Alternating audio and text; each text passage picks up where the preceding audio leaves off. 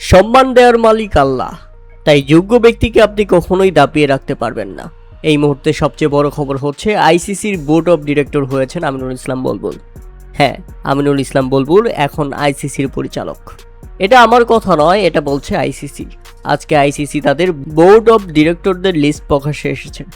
আইসিসির ওয়েবসাইটে যদি আপনারা যান এবং সেখানে গিয়ে দেখতে পারবেন আইসিসির বোর্ড ডিরেক্টর হিসেবে বাংলাদেশ থেকে আমিনুল ইসলাম বুলবুল জায়গা পেয়েছেন। হ্যাঁ দর্শক, আইসিসি চেয়ারম্যান হিসেবে জয় শাহকেই রাখা হয়েছে। তবে সবচেয়ে চমকে দেওয়ার ব্যাপার হচ্ছে বাংলাদেশ থেকে আমিনুল ইসলাম বুলবুল আইসিসির বোর্ড পরিচালক হয়েছেন। তাতে আরও একবার প্রমাণ হয়ে গেল যোগ্য ব্যক্তিদের কখনো থামিয়ে রাখা যায় না, কখনো সরিয়ে রাখা যায় না।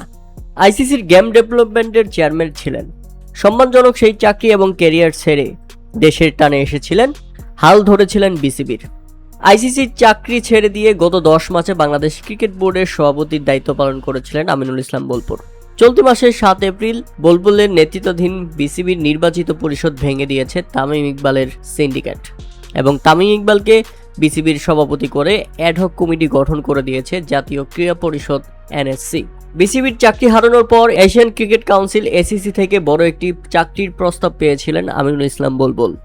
এসিসিতেও গেম ডেভেলপমেন্ট কমিটির চেয়ারম্যান হওয়ার প্রস্তাব এসেছিল আমিনুল ইসলাম বুলবুলের কাছে, কিন্তু সেই চাকরি হয়নি কারণ দুটি বড় দেশ সেখানে ভেটো দিয়েছিল। কিন্তু কোন দুটি দেশ ভেটো দিয়েছে সেই কথা তিনি উল্লেখ করেননি।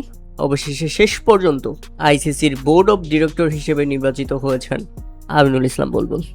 প্রিয় দর্শক, আমিনুল ইসলাম বুলবুলের আইসিসির বোর্ড ডিরেক্টর হওয়াটাকে কিভাবে দেখছেন তা অবশ্যই আমাদের কমেন্ট করে জানাবেন। তবে একটা কথা মাথায় রাখতে হবে, সেই আমিনুল ইসলাম বুলবুলের কাছেই কিন্তু এখন হাত পাততে হবে বাংলাদেশকে বা তামিম ইকবালের ক্রিকেট বোর্ডকে। তাই আপনি যোগ্য ব্যক্তিকে যতই নিচে নামানোর চেষ্টা করেন না কেন, আল্লাহ তাআলা বা প্রকৃতি তার সম্মান ঠিকই ফিরিয়ে দেন।